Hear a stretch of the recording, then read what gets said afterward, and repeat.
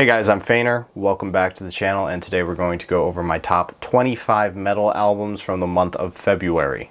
Last month, you'll recall that I tried to listen to every metal album I could get my hands on, and this month I did pretty much the same thing. I evaluated nearly 400 metal albums as well as several hundred non-metal albums. So I'll also have a video coming out in a couple days about my top non-metal albums. So be on the lookout for that. Honestly, between juggling a demanding job as an engineer, trying to evaluate 20 to 30 albums a day, and then also write reviews and make some YouTube videos, I am a pretty busy guy at the moment. So I'm considering next month combining my two album of the month videos into just one, like, no caveats top 30 from any genre type of video. So I'd like to have a chat about it in the comments. If you have any strong opinions or anything like that, just let me know. So anyway, let's get to the thick of it. I have two Spotify playlists in the description. One is my favorite track off each album, and the other is just every album I know about that released on Spotify this month.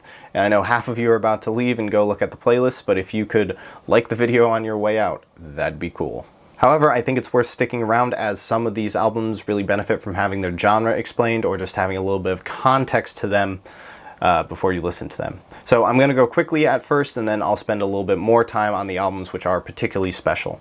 25, we have Jotun with Access All Worlds. Now this is a progressive metal album which targets a cinematic, spacey vibe, and I really like the mix of clean and harsh vocals here, as it makes the album feel a little bit like an amalgamation of traditional metal, prog rock, and melodeath. 24, we have Null with Interstice, and this is grindcore. It's just the harshest, fastest, meanest thing there is from start to finish. It has a little bit more of a blackened feel than some of its peers, but the basis is still absolutely in grindcore. 23, we have Ami Nation with NGR. This is a funeral doom band from Tunisia, because that's a thing that exists nowadays. And I'd say it's also a touch blackened. There's a lot of chant singing on it, and the production is just kind of strange and raw and weird. Like, for example, the snare drum is actually just a 5-gallon bucket from Home Depot. So once again, it's funeral doom, so don't go in expecting anything else.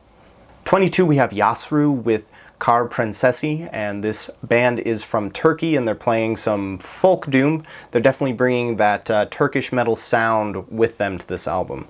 I'd actually recommend that more people follow the Turkish metal scene, because it's really quite good. 21, we have Insect Inside with the first shining of New Genus, and this is the debut album from a new slam band. There's nothing revolutionary going on here, but they focus on the headbanging aspects of the music rather than sounding ridiculous or being super gory, and that makes the album a whole lot of fun. 20, we have Chaos Echoes with Ecstasy with the Non-Existence, and this is some experimental death metal, just based off their song titles and also, their sound. I get the impression that they're shooting for what Godspeed You, Black Emperor, or maybe Mogwai might sound like if they started making death metal. 19, we have Beleriand with February, and this is an atmospheric black metal album with a hefty dose of dungeon synth and Tolkien influences. It's actually so dungeon synth that one of the things they did is they have samples of a female vocalist with strong vibrato, but it's so clearly done by a synthesizer. So I feel like one of you is going to hear that and just feel like you're being sold a knockoff album, but that's just kind of a thing people do in dungeon synth. Overall, I really like the wintry, locked away in a castle sort of vibe that this album has. The overall tone of the sound is very warm, so it's a bit like sitting by a fireplace on a cold winter day. And I'd also like to give a quick shout out to Keys of Orthanc, because they had a quite good Tolkien metal album this month as well. 18, Frozen Poppyhead Everfrost. So this is alternative metal, but I'm actually going to say that it's in the same Eurotech genre that Scarred is in, if you remember that album from last month. Overall, it has quite a few new metal and hard rock influences, which make it very accessible. However, it's very innovative as well, and simply a lot of fun. 17, we have Swamp Beast with 7 heads spawned of 7 evils. This is cavernous death metal, And overall, the production here just has this supreme level of murk and mess to it. It's pretty much the exact opposite of clean production. Every instrument has a huge echoey, ungated sound to it, and it all just like blurs into this big, huge wall of filth, like some lurching, hobbling swamp beast monstrosity you might find in Dark Souls. This album is definitely driven by its sonics, so I'd encourage you to listen to it more like an atmospheric album than a headbanging one. 16, we have Spire with Temple of Kronos, and this is one of those all-in-one package kind of albums, like black metal, death metal, doom metal, it's all there. There's also a pretty serious liturgical element to it in some ways, which always makes me think of Batushka nowadays. Also at 39 minutes, it keeps it tight, and the album doesn't overstay its welcome. 15, we have Greylock with Split. This is a noise-centric post-doom album, a bit like the one that The Body came out with last month. This one is a little less oriented towards drone and a little bit more towards just being stupidly heavy. It also has a pretty serious hardcore touch to it though, so it strikes me as kind of being a fusion between post-doom and beatdown. 14, we have Sarin with You Can't Go Back, and this is post-hardcore? Maybe? But what they really do is they play a hardcore song, and then they play a post-rock song, and then they just kind of, you know, flip back and forth between those two. The mellowness of the post-rock parts make the headbanging stompers hit all that much harder. And this is seriously a badass album if you can make it through the post-rock bits without feeling antsy. But even if you can't, this album still has some fantastic headbanger tracks on it. 13, we have The Suffering Hour with The Cyclic Reckoning, and this is blackened death metal, which leans heavily on the blackened part. Now, this is definitely one of those albums where the mix is abrasive until you adjust to it, but once you do, you just get whisked away with the atmosphere. In my opinion, it's a good album for, like, if you're taking a walk. 12, we have The Ruins of Beverast with the Thule Grimoires.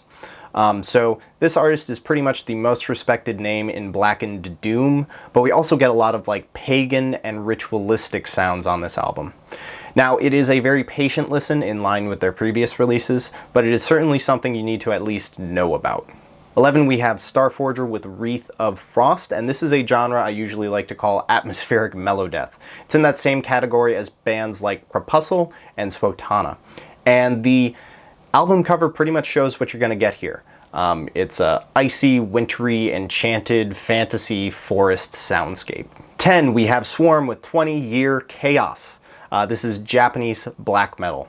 And I honestly don't know what broke inside my brain where this now somehow sounds good to me. But the vocal performances on this thing are utterly bonkers. They put the vocals just front and center in the mix, and they just want to show off all the crazy, ridiculous, silly sounds this guy can make. 9, we have Jarhead Fertilizer with Product of My Environment. And this is just some good old stupid caveman death metal. It's great for if you just want to like make this face and stomp around like a Neanderthal. 8, we have Epica with Omega, and this is just a spot-on performance of the specific brand of symphonic metal that Epica tries to create. I wouldn't call this album innovative, but it does have a pretty diverse set of sounds and does a good job of making each track feel distinct. But, you know, if this genre isn't your thing, this won't win you over. However, I do feel that Epica, you know, took the usual symphonic bread and butter and made some pretty fantastic metal toast. 7, we have Paranorm with Empyrean. And when I first listened to this, I basically was like, yeah, okay, that is some perfectly alright thrash metal right there. But then like 3 days later, I realized I just wanted to listen to this thing like more and more. It just has something magical about it in the same way that the classics do, like Master of Puppets and Rust in Peace and Symbolic. And the guitar tones and the guitar work here are all incredible.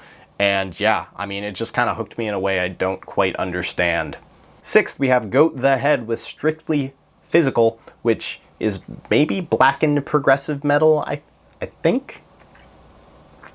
It's very progressive, but they do the thing where like each track is different instead of meandering across tracks, but they do a great job of having a core sound despite all the places they go.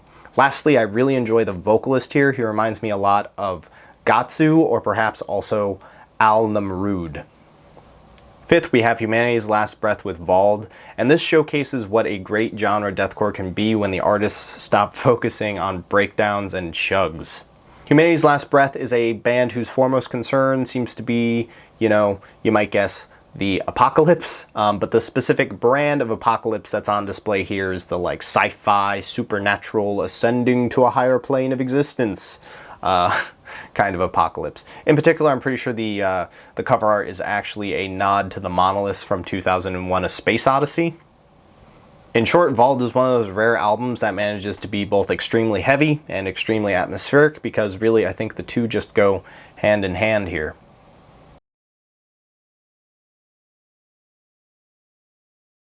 Third, we have Karanir with Phase Out, and Karanir got their start as a black metal band, so when I came across this on Spotify, I thought it had to be a mistake. This album is clearly not from a band who was making raw black metal 5 years ago, except it is. So this album is honestly more Nintendo core than it is metal, and I get that that sounds ridiculous, but it actually works out way better than you could imagine. What really astounds me about this album is just the amount of ideas that went into it. Every track is different, and every track has a trick. So Trim Girdle is the opener, and it has a basis in black metal, but then Phaser Set to Relax is a hip-hop song, and Shady Blues is based in post-punk, and you could probably convince me that Floodgates of Doom was like some weird Gorillaz B-side or something.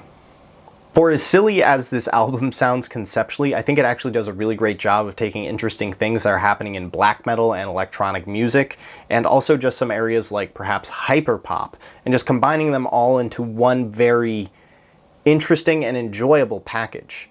This manages to be experimental without being avant-garde, and that's what really makes it stand out. Second, we have Ad Nauseam with Imperative Imperceptible Impulse. I have a full review on this one, so I won't go into it in too much detail, but this is a landmark album in the avant-garde metal genre that's going to go down with the likes of Ulcerate and Gorguts and Imperial Triumphant. This got a yellow flannel review from Fantano, and it is a very big deal in the metal scene right now. The level of universal praise this album has received is utterly insane, and this album pushes the bar for what technical and avant-garde metal music can be. And if nothing else, it's certainly something that needs to be on your radar. Okay, here we are, the #1 album of this month, Project Mishram, Meso. This is a group from Bangalore and their debut album. And boy, what a trip it is. What a trip it is. So this band is a fusion of progressive djent and traditional Indian music and modern jazz, and it is every bit as crazy as it sounds. This is one you've just got to experience for yourself, because I've never heard anything quite like it.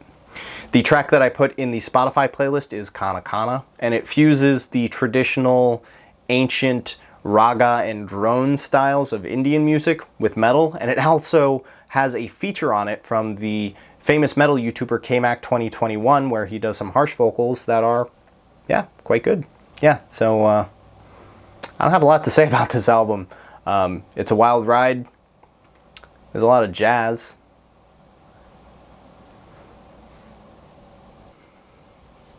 Alright, that's all I've got for today. If you enjoyed this video, please hit the like button. It's helpful. I appreciate it.